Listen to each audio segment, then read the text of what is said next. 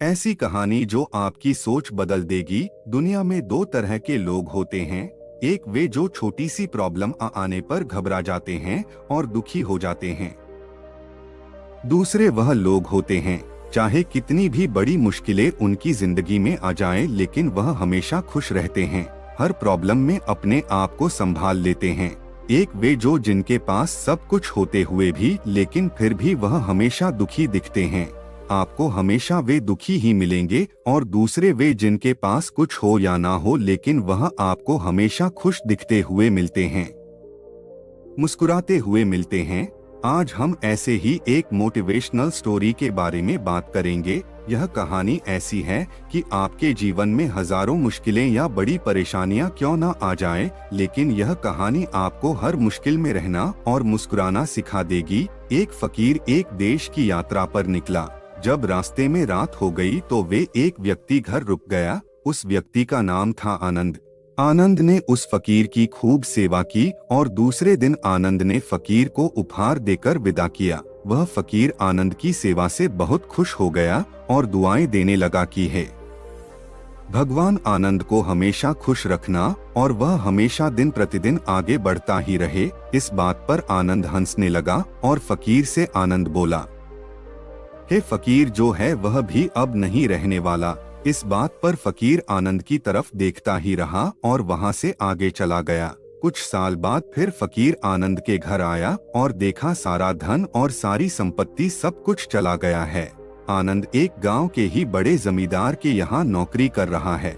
वह फकीर आनंद से मिलने के लिए वहां चला गया। आनंद ने उस अभाव में ही उस फकीर का स्वागत किया और झोपड़ी में ही फटी चटाई पर ही बैठाया।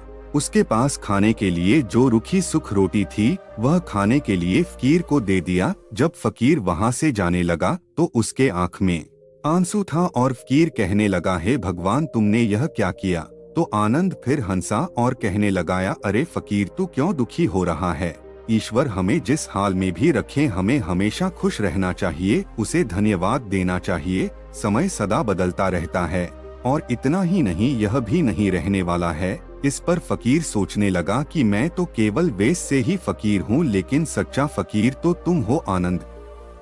कुछ साल बाद फकीर फिर से यात्रा पर निकला और आनंद से मिला और देखा तो देखता ही रह गया, क्योंकि सब कुछ बदल चुका था। आनंद अब जमींदारों का जमींदार बन चुका था। उसे मालूम हुआ आनंद जिस जमींदार के यहाँ नौकरी कर रहा था उसकी कोई संतान नहीं थी और अपनी सारी संपत्ति और जायदाद आनंद को दे दी। फकीर बहुत खुश हो गया और आनंद से कहा, अच्छा हुआ वह जमाना गुजर गया, भगवान करे अब तुम ऐसा ही बना रहो। यह सुनकर आनंद फिर हंसने लगा और कहने लगा, फकीर, अभी भी तेरी नादानी बनी हुई है।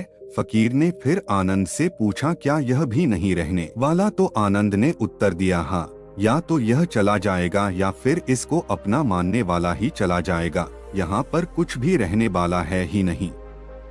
अगर कोई चीज शाश्वत है तो वह है हमारी आत्मा, वह है हमारी मन की शांति, वह है हमारे मन का सुकून, और बाकी जो कुछ भी है वह हमेशा रह ही नहीं सकता। फकीर ने आनंद की बातों को बहुत ही ध्यान से सुना और वापस चला गया। जो होता है उसे स्वीकार करो।